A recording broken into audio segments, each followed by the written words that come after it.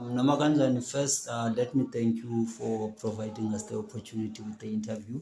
It's Yamkela Why? Sifimo Dude, from it's my job. It's such a hotsporting.com. pleasure to be here. You're always welcome. You know that. You're always welcome. Oh, okay. Nomakanjani, before we can get to the upcoming fights, we know that Kafu will be defending here at home. But I would love to start with I've observed you have a crop of young boxers that are around in the gym, and I think that would fit into your system as a boxing manager. So, could you tell us about the names that you have and the potential that is there? So my business has always worked on three kind of platforms. You know, the guys who are prelim level, and then the guys who start to break into the South African ratings and South African titles and African championships.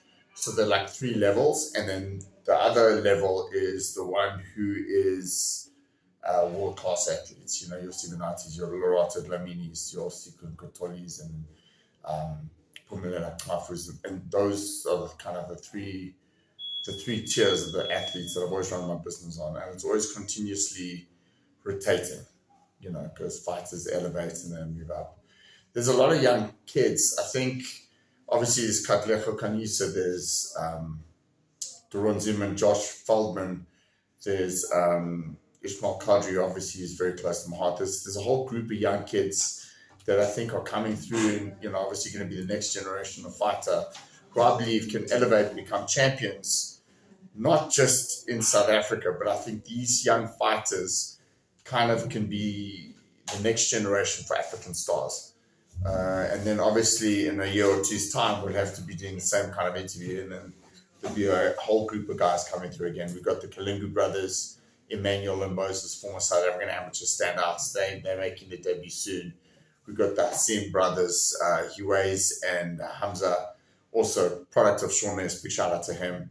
And they've gone through his amateur program and now they're crossing over to the professional ranks. So there's a lot of good activity and a lot of young talents coming through that I'm really, really excited about. I'm not just sitting here bullshitting you saying, oh yeah, that comes. I really am excited because they really are talented kids. And they're young, you know, they can still be molded and they're still pliable. So at this stage of the career, it's really great to see these young kids coming through. And there's another kid in Cape Town, Princeton Nontaile Aseko, who was a very good amateur. He's 7-0, 5 knockouts. He's also one to watch. He's based in Cape Town, but he's obviously with a company as well. So there's some young kids. Shamik Williams as well in Cape Town, who's recently signed with us. I don't think he was managed properly early in his career. He's still 25 years old. I think he can still become a champion. He's still very young, needs to be developed the right way. And since I've taken over with his father, we obviously can ensure that he takes the right steps to elevate to become a South African champion. I think that's the goal, or an African champion. And let's take it from there. You know, first, you know, get him, keep them winning, and just step them up. Speaking of the young crop of boxers, I've just heard that Uncle Larry Weinstein will be having a tournament of 10 bouts where there'll be mostly four rounders Yeah. that are being involved. How does that help in terms of honing those skills and actually providing those opportunities and keeping them busy? Well, I don't know if Larry told you, a lot of those four rounders are actually debuts. So it's obviously to identify the talents. We identified the talent last year, December.